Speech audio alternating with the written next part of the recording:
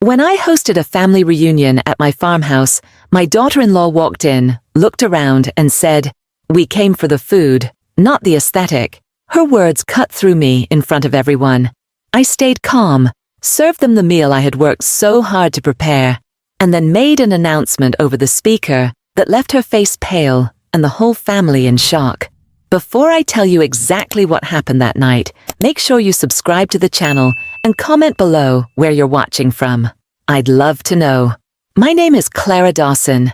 I am 62 years old, and I live in the farmhouse that has been in my family for generations. My late husband Richard and I poured our lives into that land. Every corner of the house carries a memory. He built the wooden porch with his own hands, and I planted the gardens that still bloom each spring. To me, the farmhouse is not just a building.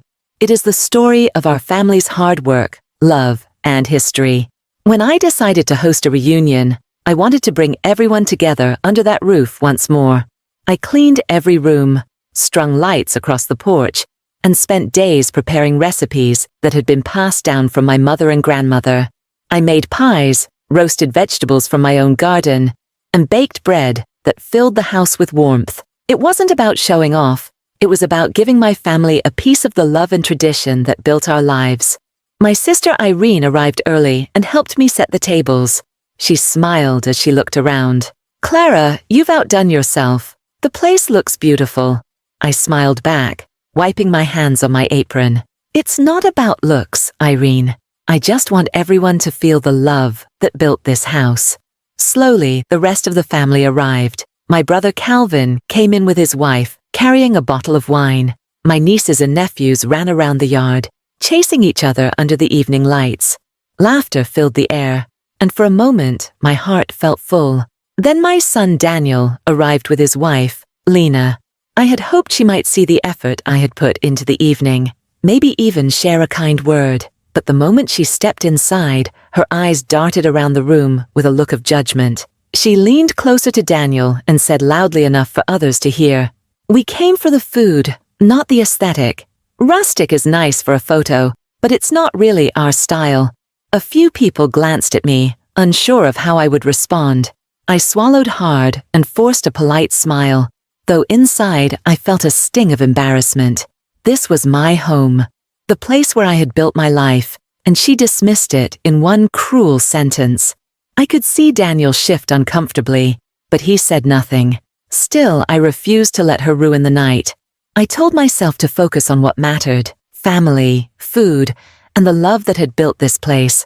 But deep inside, something was stirring. The reunion moved forward, but Lena's words stayed in my mind like a thorn I couldn't shake. I had worked so hard to prepare that night, and to hear her brush it aside in front of everyone was painful.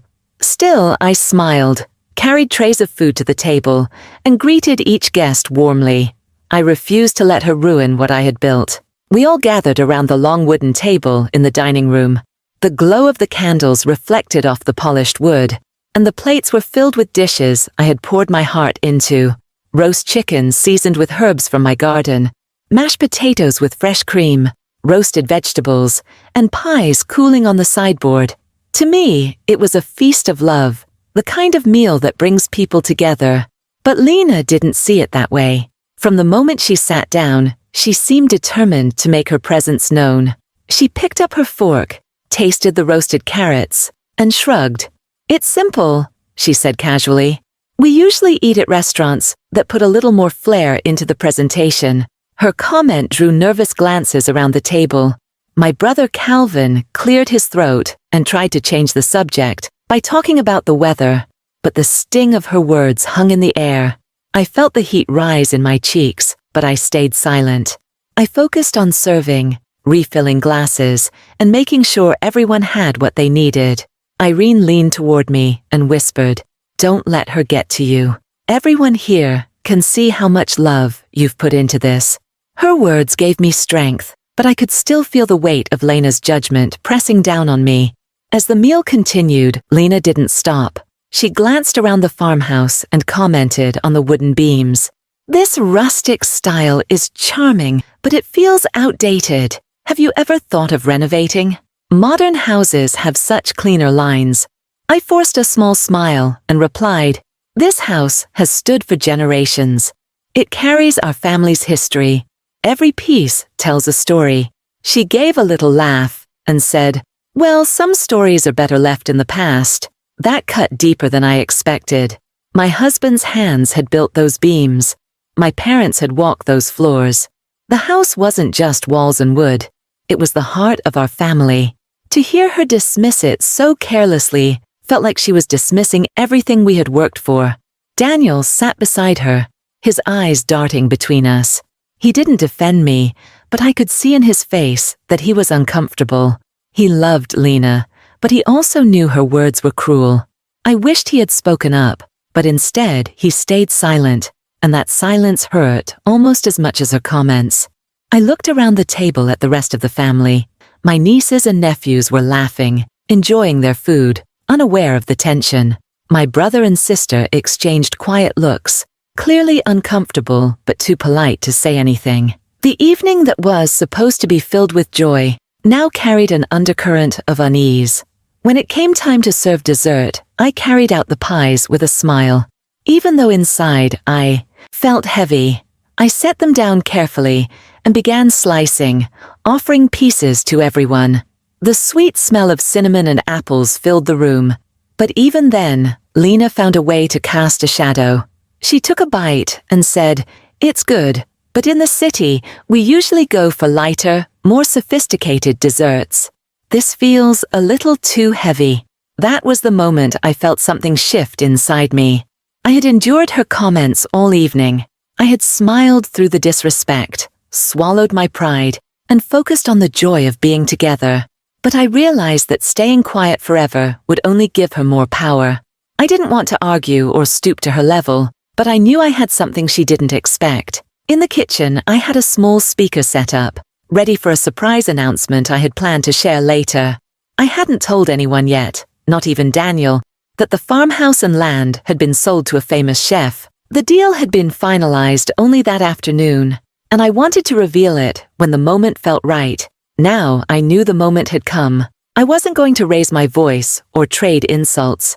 Instead, I would let the truth speak for itself. I would show her and everyone else the real value of the farmhouse she had dismissed so easily. I stood a little taller as I carried the last tray of pie slices to the table.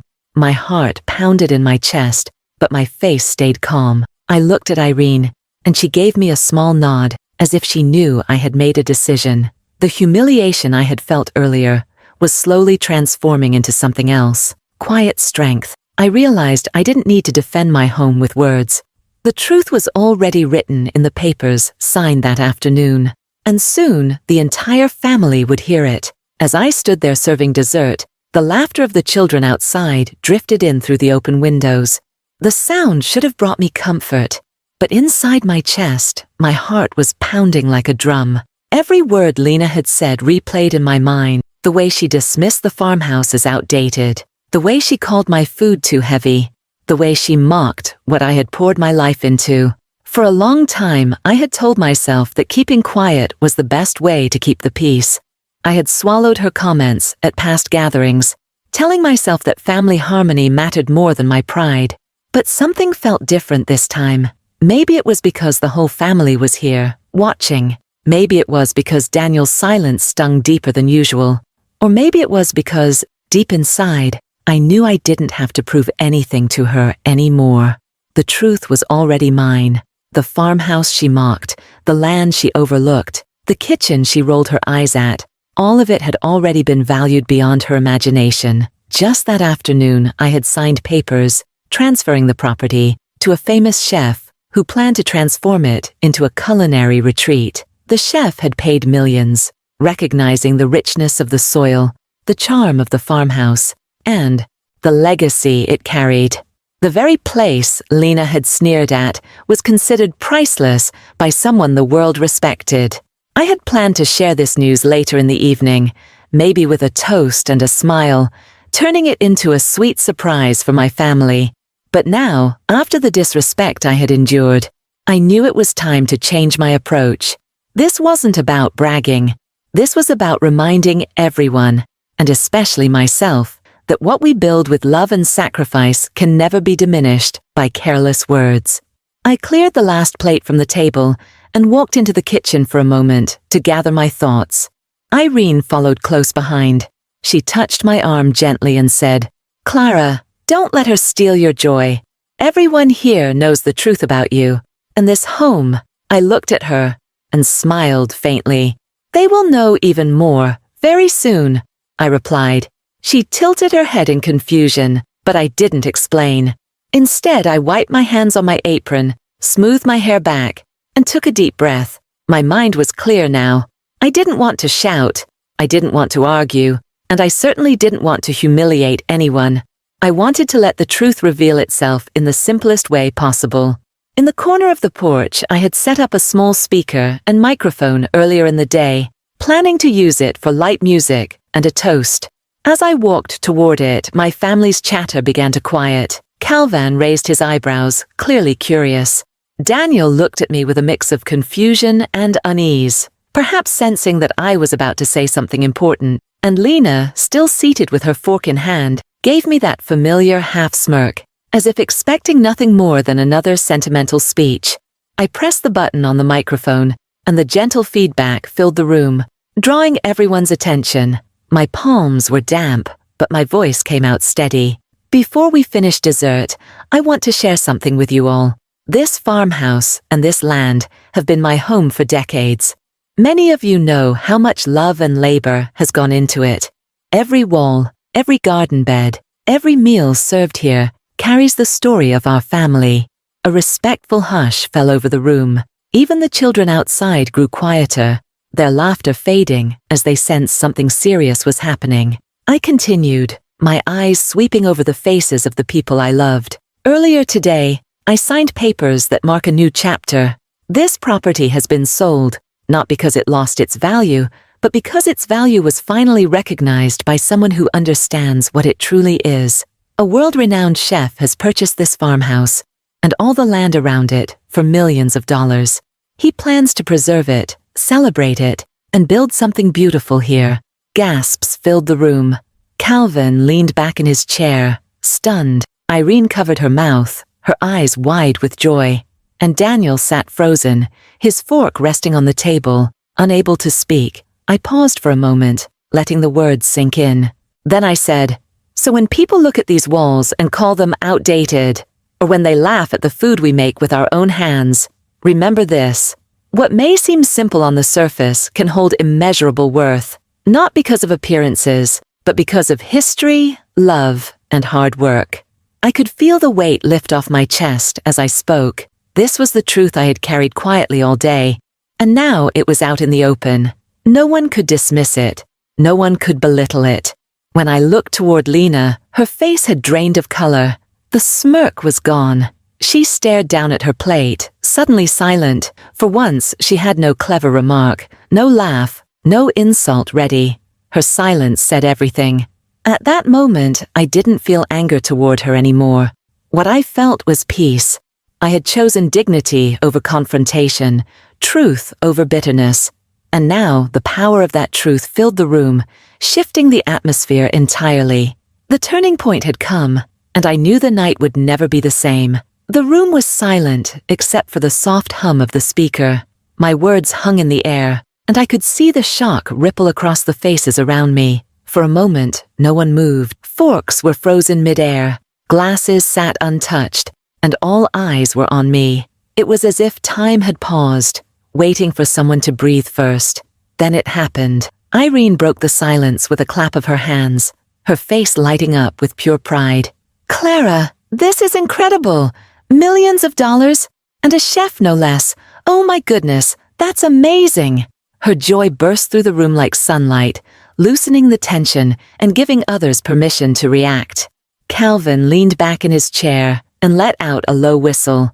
"Well, I'll be damned. I always told people this place had character, but I didn't realize it would fetch a fortune." "That's something, Clara. That's really something," my nieces and nephews started whispering excitedly, asking each other if they had heard correctly. "Did she say millions? A famous chef? Does that mean this house is going to be in magazines?" Their youthful wonder only made my heart warmer. I glanced at Daniel. He sat stiffly, his eyes wide, as if he had just been told the world was upside down. His lips parted, but no words came out. For years he had quietly doubted that the farmhouse held real value. And now he was faced with proof that it was not only valuable, but priceless in the eyes of someone respected across the country. But the reaction I watched most closely was Lena's. Her earlier smirk had completely vanished. She sat with her fork still in hand, her knuckles white from gripping it so tightly. Her face, once full of confidence, was pale. She blinked rapidly, her gaze darting around the table as though looking for someone to side with her. No one did. She finally cleared her throat, her voice low and shaky. "Well, that's certainly surprising. I didn't